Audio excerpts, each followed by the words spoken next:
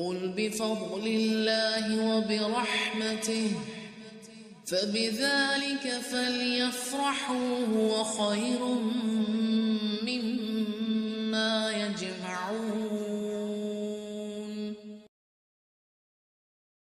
بسم اللہ الرحمن الرحیم. حامیم تنزیل من الرحمن الرحیم. کتاب فصلت آیاتہ قرآنا عربیا لقوم یعلمون. یہ اتاری ہوئی ہے بہت مہربان اور بڑے رحم والے کی طرف سے. تعریفیں ہیں کتاب کی. ایسی کتاب جس کی آیتوں کی واضح تفصیل کی گئی، اس حال میں کہ قرآن عربی زبان میں ہے، اس قوم کے لیے جو جانتی ہے. کون سی وہ عرب قوم تھی. آپ کو مجھے سمجھ آتا ہے اس قرآن کا کچھ مطلب؟ تو محنت کیجئے. کیا کریں، آپ کو مجھے عربی نہیں آتی اور عربی میں قرآن ہے، کلام ہے، تو سیکھیے. پھر صحبت صالحین لیجئے جو آپ کو قرآن دوست بنائے. قرآن کا علم لینا ہے، بچپن سے سنتے آئے. علم کی شمع سے ہو مجھ کو محبت یا رب.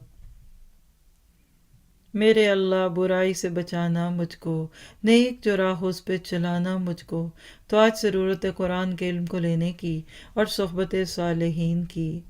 قرآن مکمل ضابطۂ حیات ہے اور سمجھنے کے لیے آسان ہے. اس کا باضابطہ علم لینا ہے. یاد رکھیے قرآن کو سیکھنے کے 2 درجے ہوتے ہیں، ایک ہے تذکر اور ایک ہے تدبر. تذکر بیسک لیول ہے، بہت آسان ہے، ہر عام بندہ بھی سمجھ جاتا ہے. ہاں تدبر مشکل ہے. افلا یتدبرون القرآن میں دیکھا، آگے بھی آئے گا یہ جملہ سورۃ محمد میں. اس کے لیے محنت کرنی پڑتی ہے، بار بار پلٹنا پڑتا ہے، ایک ایک پارے کو 20 بار کھنگالنا پڑتا ہے، پھر کہیں جا کر اس پہ تدبر ہوتا ہے. تو یاد رکھیے کہ اللہ تعالیٰ آپ کو مجھے دعوت دیتا ہے کہ اب اگلی زندگی میں کچھ وقت قرآن کے لیے لگائیے. جب آپ سبیل الجنہ کورس شروع کریں گے نا، قرآن کا وہ پارہ جو اس وقت چل رہا ہوگا آپ کا دی بیسٹ فرینڈ ہوگا. اکثر لوگ کچن میں ساتھ رکھتے، سرہانے کے پاس. ایک سسٹر نے کہا بس واش روم میں جاتے ہوئے باہر ہوتا ہے میرے. اتنا پیارا ساتھ بنتا ہے کہ وہی بات ہے انتجل القرآن العظیم ربی قلبی ونور صدری. تو کیا چاہیے؟ گناہوں سے ہجرت اور اس پہ استقامت کے لیے علم والے صالح لوگوں کی صحبت اختیار کرنا.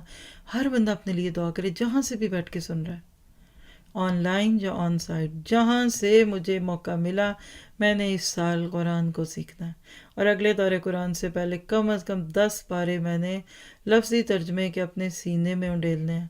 کر کے دیکھیے، نیت کرنا آپ کا کام ہے، مدد اللہ کی آتی ہے. آپ کا میرا تو بس ہی نہیں ہے، یہ اللہ ہی کرواتا ہے. سچ بتاؤں بندے کے اختیار میں کچھ نہیں.